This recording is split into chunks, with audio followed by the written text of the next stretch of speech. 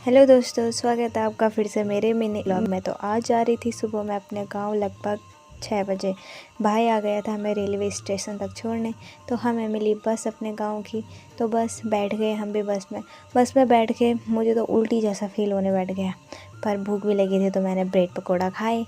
जैसे ही ब्रेड पकौड़ा खाया थोड़ा पेट में सुकून मिला तो उल्टी जैसा नहीं हुआ। फिर पहुंचे हम आइस सिटी जहां बहुत भीड़ थी। अच्छा हम पहले चले गए। फिर पहुंचे हम ऋषिकेश में बस रुक गई थी कम से कम आधा घंटे तक। फिर उसके बाद जैसे ही 3 धारा पहुंचे भूख लगी थी ज़ोर से।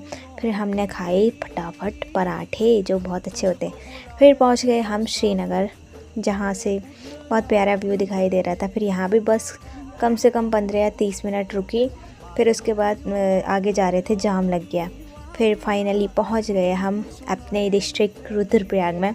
फिर जैसे ही बस से उतरी हालत ख़राब हो चुकी थी, बहुत ख़तरनाक वाली।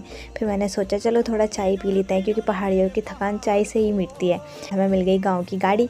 फिर आगे चल के हमें मिले मेरे दोस्त जो स्कूल से आ रहे थे। फिर एक तो शर्मा रही थी कैमरा में आने से। फिर उसके बाद मेरी बहन लेके जा रही थी मेरा झोला वोला। फिर उसके बाद घर में फाइनली पहुंच ही गए।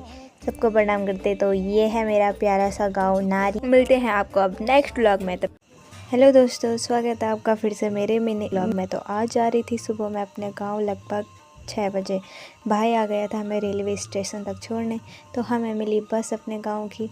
तो बस बैठ गए हम भी बस में बैठ के मुझे तो उल्टी जैसा फील होने बैठ गया, पर भूख भी लगी थी तो मैंने ब्रेड पकौड़ा खाए।